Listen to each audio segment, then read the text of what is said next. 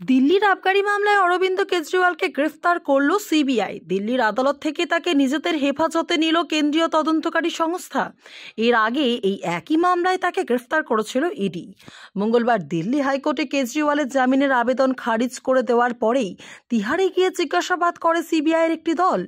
নথিভুক্ত করা হয় তার বয়ানও। বুধবার তাকে আদালতে হাজির করানোর অনুমতি পেয়েও ছিল কেন্দ্রীয় তদন্তকারী সংস্থাটি।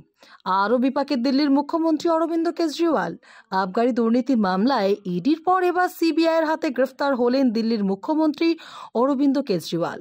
বুধবার দিল্লির ট্রায়াল কোর্টে আম আদমি পার্টির আহ্বায়ক কেজরিওয়ালকে হাজির করা হয় তিহার কর্তৃপক্ষের তরফে।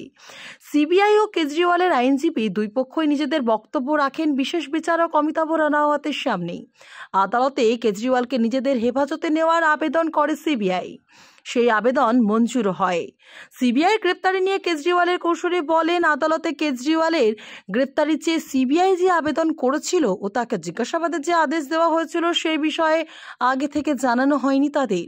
কেজরিওয়ালের আইনজীবী বিবেক জৈন জানিয়েছেন, আমরা মিডিয়ার মাধ্যমেই খবর পাই। এ বিষয়ে সিবিআইয়ের তরফে আগে থেকে কোনো তথ্য জানানো হয়নি ও জিজ্ঞাসাবাদ নিয়ে আদালতের রায়েও আমাদের জানানো হয়নি।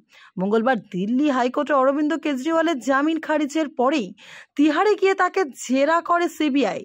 আবগারি মামলার সূত্র ধরেই এই জিজ্ঞাসাবাদ, তাও স্পষ্ট করা হয়েছে। মঙ্গলবার দিল্লি হাইকোর্টে তার জামিনের আদেশের ওপর স্থগিতাদেশ দেয়। এরপরই আরেক কেন্দ্রীয় এজেন্সি সিবিআই মঙ্গলবার তিহার জেলে গিয়ে আবগারি দুর্নীতি কাণ্ড নিয়ে জিজ্ঞাসাবাদ করে দিল্লির মুখ্যমন্ত্রীকে। বুধবার কেজরিওয়ালকে দিল্লির রাউস অ্যাভিনিউ আদালতে হাজির করানোর অনুমতিও পায় সিবিআই। আবগারি দুর্নীতি মামলায় ইডির হাতে গ্রেফতার হয়ে বর্তমানে তিহার জেলে বন্দী দিল্লির মুখ্যমন্ত্রী।